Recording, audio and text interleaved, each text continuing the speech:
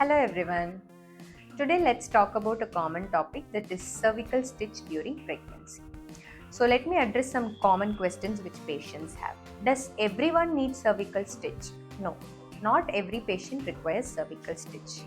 Only those who have a short cervix. Short cervix is a cervix length of less than 2.5 centimeter will need a cervical stitch. People who are prone to preterm labor or those who have had a mid trimester abortion or preterm delivery due to cervical incompetence will need a cervical stitch in their pregnancy. So what is the usual time where we put cervical stitch? It is between 12 to 14 weeks. It is done electively when we find a short stitch during your routine third month scan.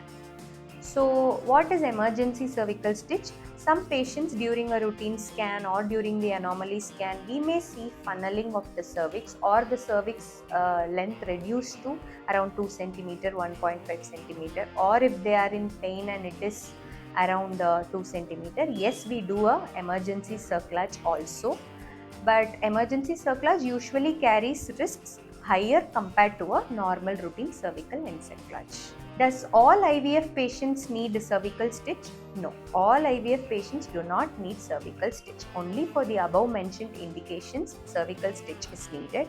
Sometimes IVF patients who have undergone multiple surgeries, operative hysteroscopies previously, and if they are conceived with twins, yes, the doctor would have advised cervical encerclage during pregnancy. Does it carry some risk? Yes, it has a minimal risk of infection, bleeding, and sometimes rupture of membranes, which is more common with the emergency encerclage, but still majority of indicated patients benefit from it and we are able to carry the pregnancy till term. So cervical stitch patients can undergo normal delivery.